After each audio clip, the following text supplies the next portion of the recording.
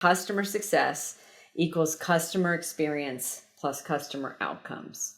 So a lot of times you hear folks use customer experience and customer success interchangeably.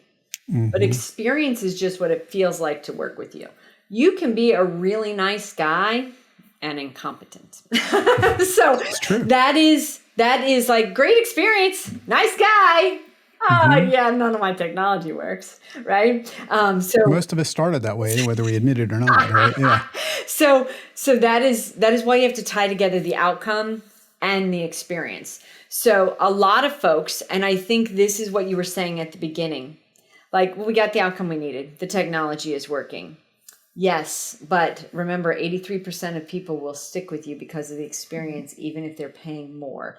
That's pretty telling that they want both the relationship and the experience and the outcome. So either one of them missing is a threat.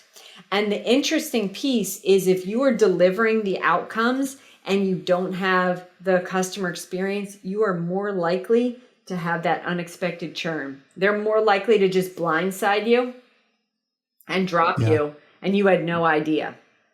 And, I've had MSPs tell me about that, right? Because, they get blindsided because they're like, well, everything just works so well for them.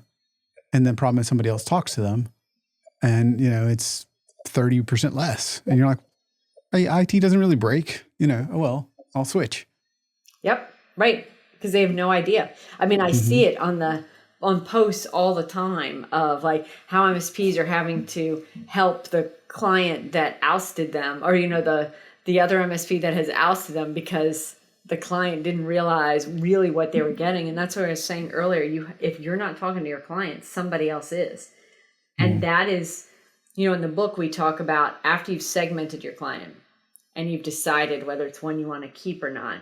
We also talk about you should score them on how healthy they are and what makes for a healthy client, right? Are they having those conversations with you? Do they buy into your standards and best practices, right? Is it when I call this client, they will absolutely do whatever I say because they know I've got their best interest in mind? That's a happy, healthy client. If somebody hasn't purchased a new project from you in over a year, I'll be the first to tell you you're in risk of churn. And you need to mark them down as red, right? Like stoplights work for a reason. So you should have this list. This is what we did in Lifecycle Insights, right? Was to automate the red, yellow, green of this. But if nothing else, create a darn spreadsheet and red, yellow, green it for yourself so that you know where you're at risk. It's a scary activity the first time you do this. If you've never done this before, the book is a whopping $4.99 on Amazon. So just go get it so you can follow the activity. Some books, I will say, are worth the price. This is worth far more, right?